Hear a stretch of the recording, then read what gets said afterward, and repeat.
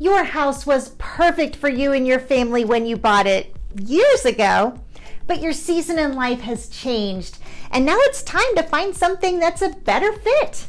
What are you going to do? Well, obviously you need to buy a new home, but you have to sell the one you have too. How does all that come together? Well, tune in because you've come to the right place. Let's talk about it.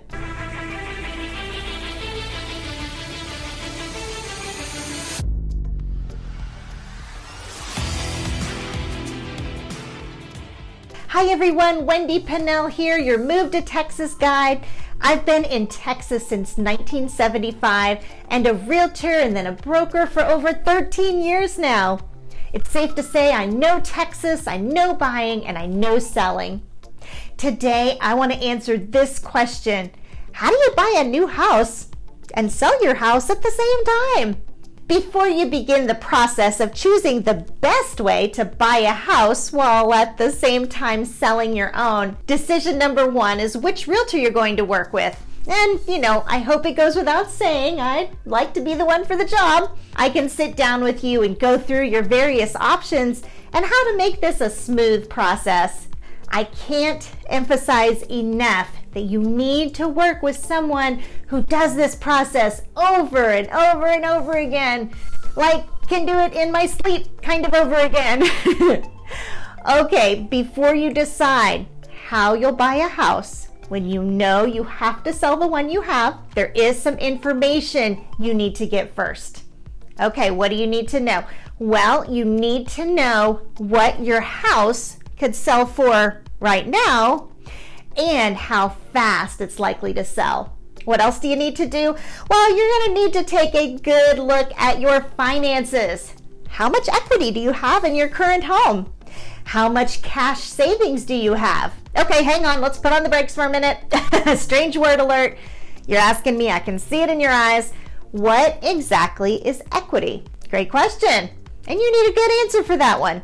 Equity is the difference between what your house would sell for and how much you owe on it. Now, in real life, that's not the only variable you'll face, but it's a good place to start.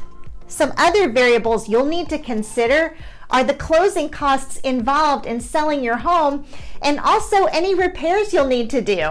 Okay, so let's say we've connected, you know your equity, and you have a rough idea of how much you would make if you sold your home. What's next? Well, now you need to go and talk to a lender. Knowing what your down payment could be is one thing. Knowing your buying power is entirely another. The last thing you want to do is sell your home and then not qualify to buy a new one. Not good.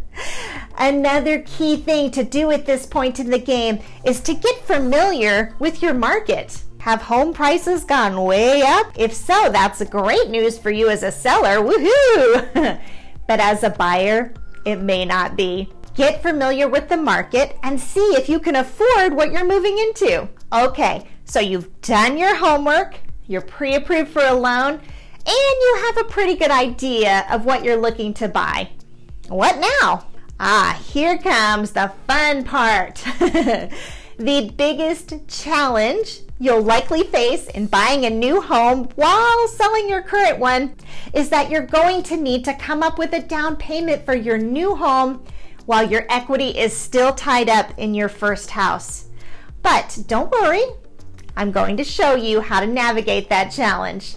The first way to approach buying a house while selling the one you're living in now is to simply buy a new house before you've sold your old one. The danger here, of course, is that you'll be responsible for two mortgages and you could get stretched or even sunk financially if something doesn't go according to plan. Another big what if is if you can get qualified for a loan without selling your current home. You may not be able to, but for the sake of discussion, here's option one: buy a new house and cross your fingers. If it's a hot seller's market, you might be able to get away with buying your new house and counting on the market to ensure your current one sells right away. That option can be scary, especially if you don't feel confident your current home will sell quickly. For this very reason, buying a second home isn't nearly as easy as buying your first home.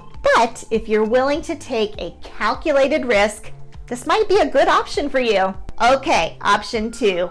You could buy with a sales contingency. When you buy with a sales contingency, it means that there's a contingency in your offer that states if your current home doesn't sell by a certain date, you can back out of the contract. Essentially, you're saying, listen, Mr. Seller, I love your home. I'd love to buy it. But my ability to do that is contingent upon, in other words, it's dependent upon selling my own home first.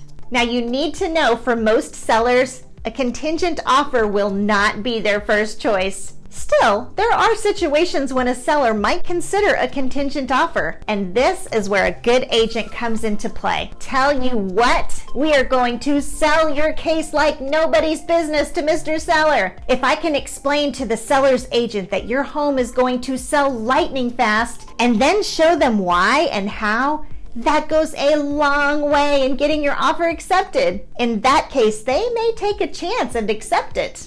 Okay, option number 3, you could buy with a bridge loan. Because many sellers use the money they're making from selling their home to financing the purchase of their new home, they can often find themselves in a situation where closing dates don't line up the way they'd like them to. The money they need from their current home's equity isn't quite available yet. That's where a bridge loan comes in. Okay, so what in the world is a bridge loan? A bridge loan is a high interest loan that can be used to fund the down payment on your new house. The loan is then repaid after you sell your current home. Now, obviously, you don't want to own 2 homes for a long time, but a bridge loan allows you to purchase a new home and then go back and sell your current home. Keep in mind that in order to qualify for a bridge loan, you need to have a great credit history. A bridge loan isn't for everyone, but it can sure make the selling process easier. You could already be moved instead of frantically cleaning your house before the next showing. Okay, how about option number 4? You could use a home equity line to buy. A home equity loan is a loan in which the borrower uses their equity in their home as collateral. The loan creates a lien against the borrower's house, and it reduces the actual equity the homeowner has in their home. It's similar to what you're doing with the bridge loan, although people don't opt for this choice very often. The reason why is it changes your debt to income ratio in such a way that you may not even qualify for another mortgage. Still, if you have a lot of equity built up in your current house, and especially if you're trading down, buying with a home equity loan or line of credit might be a great option for you. Okay, moving on to option 5. Consider your alternatives. Do you absolutely have to sell your home in order to buy a new one? Perhaps you could arrange to rent your house. Or maybe you could rent it out as a vacation home. Keep in mind, though, that having a renter in your home isn't the same from the bank's perspective as if you'd sold it. When you talk about debt to income ratio, if you have a renter in your home that can help you to qualify for a loan or allow you to buy non-contingent, but that doesn't mean you don't have any risk. It still affects you, and banks will take that into consideration. Plus, you might not have a down payment if you don't sell your home. So there's that too. Okay, moving on. How about option 6?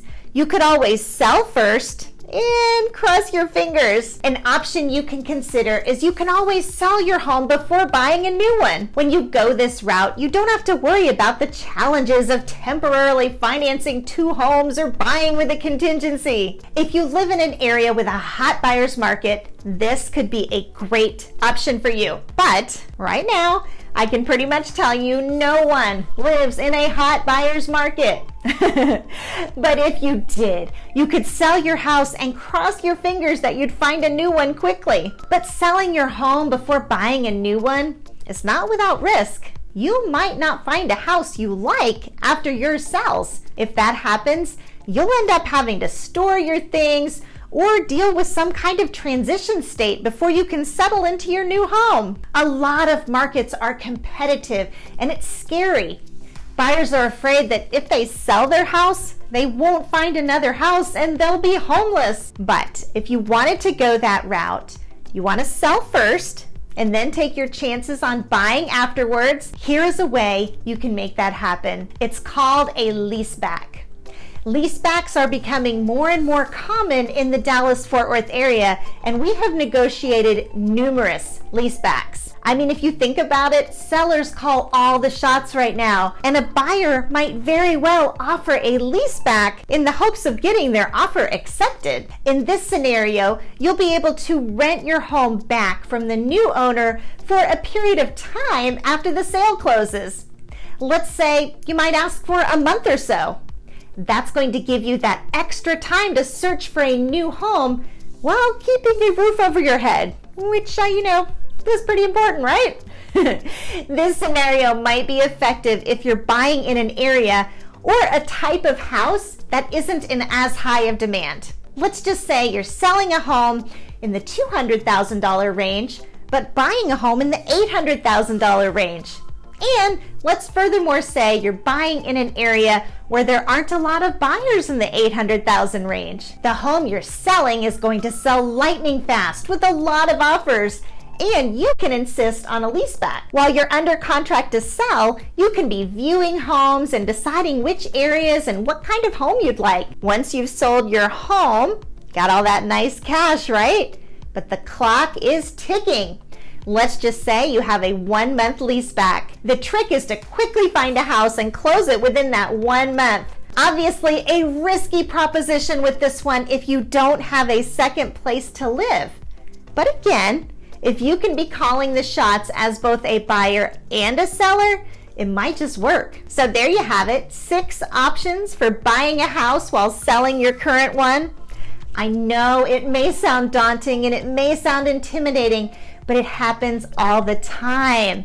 It's definitely doable. How smoothly the process goes will depend in a huge way on which agent you choose. And can I just suggest that you pick this agent right here? 13 years of experience doing this exact same thing over and over and over again.